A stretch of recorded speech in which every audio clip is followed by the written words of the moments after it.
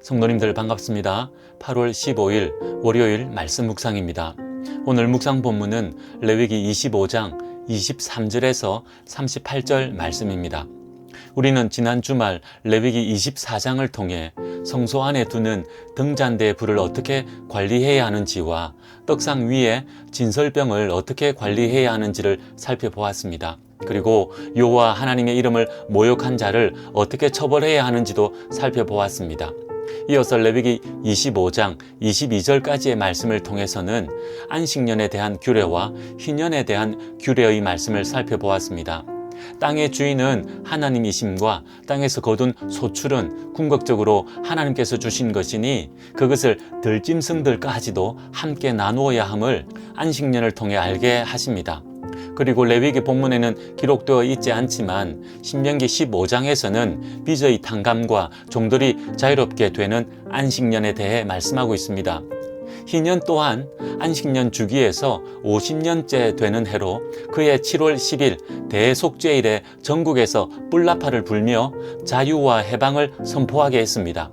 그렇게 하여 희년에는 이스라엘 모든 땅은 원래 분배받은 주인에게로 돌아가게 하여 가난을 모면하게 했습니다. 또한 빚을 얻어 종이 된 자들은 자유롭게 되었습니다. 그리고 안식년처럼 땅을 쉬게 하여 파종할 수 없었습니다.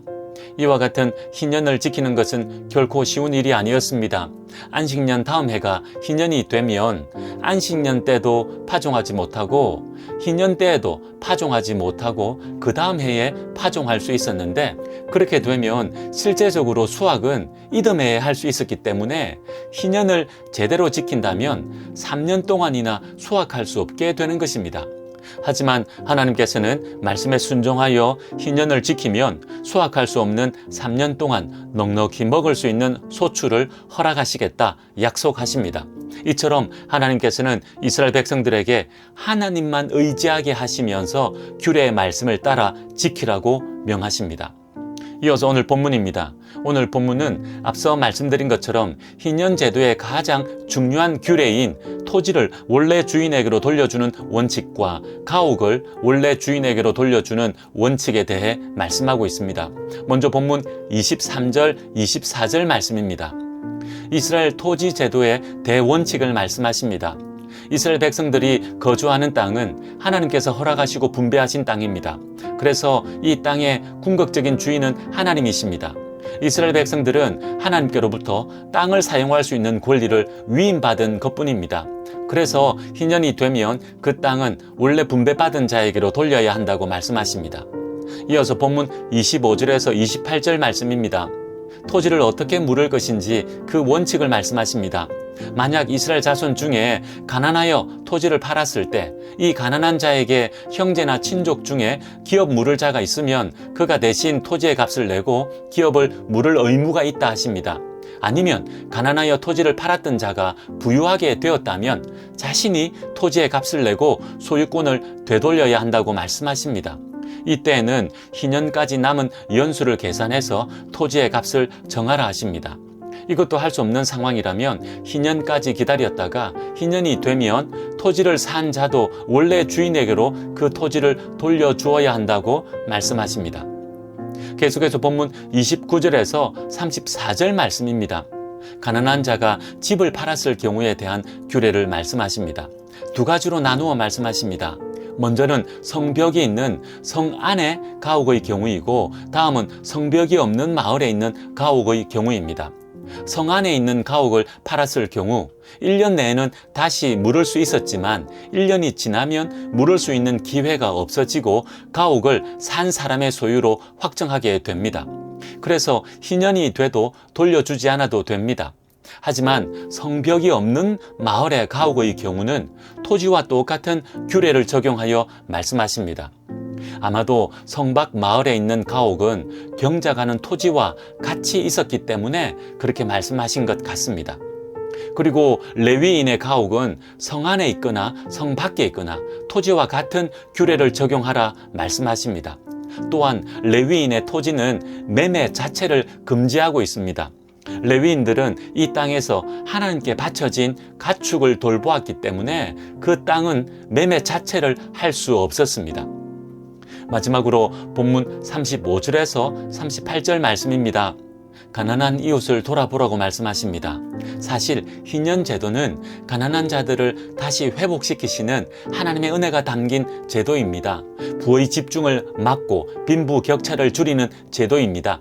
하나님께서는 이스라엘 백성들이라면 누구라도 가난 때문에 종이 되지 않도록, 혹 종이 되었다 할지라도 다시 회복할 수 있도록 희년 제도를 주신 것입니다. 이런 하나님의 은혜를 입은 이스라엘 백성들이라면 가난한 이웃을 도와주어야 합니다. 그들이 빈손으로 있으면 도와주어 생활할 수 있게 해야 합니다. 그들에게 돈을 구워준다면 이자를 받지 말아야 합니다. 당시 이자 받는 것을 당연하게 여겼던 이방 민족들과는 달리 하나님께서는 이스라엘 백성들에게 동족으로부터 이자를 받지 말라고 말씀하십니다. 이자 때문에 더욱 가난하게 되는 악순환을 끊으라는 말씀입니다. 그러시면서 애굽 땅에서 종살이 하던 때를 기억하라 하십니다. 그곳에서 불러내어 약속의 땅 가나안으로 인도하신 여호와 하나님이심을 기억하라 말씀하십니다. 오늘 본문은 우리에게 어떤 교훈을 줍니까? 희년 제도 중에서 토지에 관한 규례의 말씀이었습니다. 이 말씀을 통해 땅의 원래 주인은 하나님이심을 알게 합니다. 하나님께서 인도하시고 허락하신 땅에서 함께 사는 하나님 백성들은 서로 도우며 살아야 함을 알게 합니다. 그리고 부의 집중과 심각한 빈부격차는 하나님의 뜻이 아님을 깨닫게 하십니다.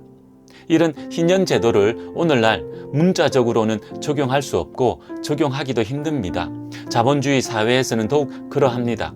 하지만 만물의 주인이 누구이신지와 부의 집중과 심각한 빈부격차는 하나님의 뜻이 아닌 것은 깨닫고 알아야 합니다. 물론 사유재산은 성경에서도 인정하고 있습니다. 그래서 열심히 일하고 노력하여 자신의 소유를 갖는 것은 정당한 것입니다. 그러나 이 모든 것도 하나님께서 주신 것임을 잊지 말아야 합니다. 그래서 우리는 오늘 본문에서 가르치고 있는 것처럼 하나님께 그 사용권을 위임받은 자로, 다르게 말해서 청지기로서의 사명과 역할을 잊지 말아야 할 것입니다. 그렇게 주신 것들 가지고 하나님의 뜻대로 사용하는 우리들 됩시다. 우리 이웃을 돌아보고 섬기는 일에 기꺼이 나누는 우리들 됩시다. 그렇게 할 때 우리의 삶을 책임지신다 약속하고 있으니 그 약속의 은혜를 받아 누리는 우리 성도님들 되시기 바랍니다. 기도하겠습니다. 하나님 아버지, 희년 제도를 말씀하십니다. 하나님을 온전히 신뢰하지 않는다면 결코 지킬 수 없는 희년 제도인데 하나님께서는 지키라 말씀하시면서 책임지시겠다 약속하십니다. 오늘 저희들 그 의미를 바르게 깨닫고 우리 삶에서 행함으로 지키게 하옵소서. 그렇게 살아갈 때 우리 삶을 책임지신다 약속하셨사오니 오늘도 그 약속의 은혜를 누리는 날 되게 하옵소서. 예수님의 이름으로 기도하옵나이다. 아멘.